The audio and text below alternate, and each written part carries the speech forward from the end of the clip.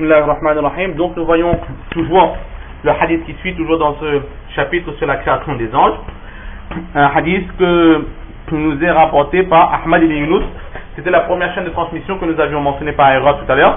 وبه قال حدثنا أحمد بن يوسف قال حدثنا إبراهيم بن سعد قال أخبرنا ابن شهاب عن أبي سلامة بن عبد الرحمن والأغر عن أبي هريرة رضي الله تعالى عنهم أجمعين قال النبي صلى الله عليه وسلم إذا كان يوم الجمعة كان على باب من أبواب المسجد ملائكة يكتبون الأول فالأول فإذا جلس الإمام طووا الصحف وجاءوا يستمعون ذكرا.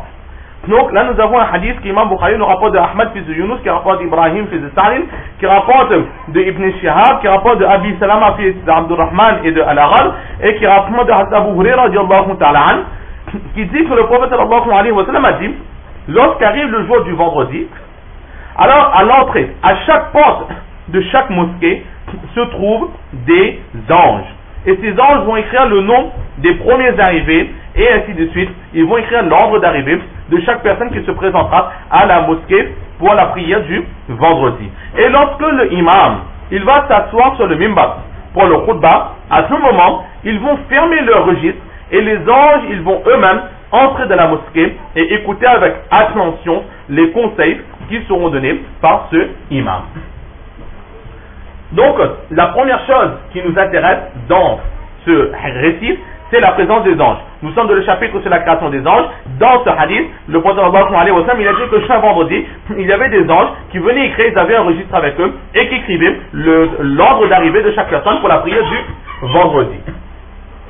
La deuxième chose que nous retenons dans ce hadith, c'est que les anges, ils viennent et ils écrivent l'ordre d'arrivée. Mais nous verrons dans un instant, dans d'autres hadiths, il est dit que selon l'ordre d'arrivée de ces personnes, alors certaines personnes auront la récompense de celui qui aura donné en hommage un grand animal, c'est-à-dire un chameau. La personne qui va suivre, le groupe de personnes qui arriveront en dernier, ils auront la récompense de ceux qui auront donné en sacrifice ou bien en hommage un bœuf. Ensuite, le troisième groupe, ils auront la récompense de ceux qui auront donné en sacrifice ou bien en hommage un bœuf. Donc ensuite c'est un cabris.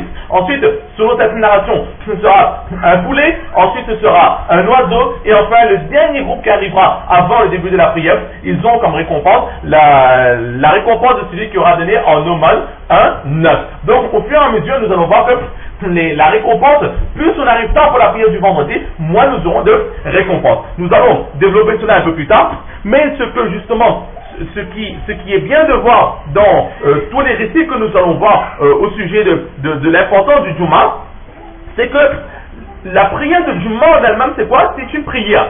La prière que nous accomplissons avec le corps. Toute la semaine, nous faisons la prière. Et c'est un acte d'adoration qui se fait avec le corps. Nous avions déjà vu ultérieurement qu'il y a certains actes d'adoration qui se font uniquement avec le corps. Il y a d'autres actes d'adoration qui se font uniquement avec les biens, comme la zakat, l'aumône. Et il y a d'autres actes d'adoration qui se font avec le corps et avec les biens, comme par exemple le hajj. Il faut aller à la Mecque, il faut dépenser pour aller à la Mecque. Et plus qu'il y aura des sacrifices corporels et financiers, plus que nous aurons de récompenses. Et là, pour la prière du vendredi, même si en apparence, nous allons à la prière pour faire une prière donc corporelle, Allah subhanahu wa ta'ala, pour montrer l'importance de la prière du Jumu'ah sur les autres prières, il va nous donner non seulement la récompense de la prière corporelle que nous ferons, mais en même temps, il va de sa part nous accorder une récompense financière, c'est-à-dire les récompenses de celui qui va donner en aumône ou en sacrifice un animal,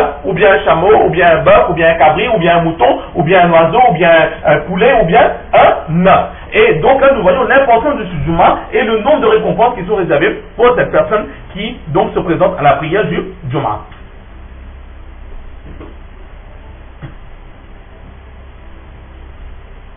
Et justement au sujet de cette importance de Juma, dans un autre chapitre, au début du livre, Imam Bukhari, il rapporte un récit de Hazrat Abu Hurairah radiallahu ta'ala qui dit que le jour du vendredi, celui qui prend le bain, le roussel, c'est-à-dire le bain rituel, exactement comme on prend le bain de rituel lorsqu'on est impur, la personne qui va prendre ce même bain, et ensuite il va partir vers la mosquée, et là c'est l'explication que nous avons plus ou moins donnée, il est exactement comme la personne qui aura présenté un grand animal en sacrifice ou bien en hommage à Allah subhanahu wa ta'ala, donc en chameau. Et celui qui va quitter en deuxième heure, donc un peu plus tard, cette personne lui aura la récompense de celui qui aura donné à Allah subhanahu wa ta'ala en offrande une vache ou bien un bœuf. Le troisième groupe aura en récompense celui qui aura donné un mouton. Le quatrième groupe, il aura en récompense celui qui aura donné à Allah subhanahu wa ta'ala un poulet. Et celui qui va quitter dans la cinquième heure, cette personne sera comme si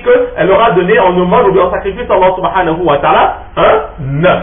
Et cela, ce don de récompense va durer jusqu'à quand? Jusqu'au moment où le imam il va se mettre debout pour pouvoir donner le sermon, jusqu'au moment où le khutbah va commencer. Donc voilà à peu près le hadith qui nous attend. On va s'arrêter ici et Inch'Allah la prochaine fois on va continuer à développer ce hadith à la lumière d'autres hadiths qui se trouvent aussi dans d'autres recueils de hadiths. Allah subhanahu wa ta'ala nous donne le tawfiq de comprendre quelques paroles, surtout de mettre en pratique et de propager. Wa ma tawfiqi illa billah.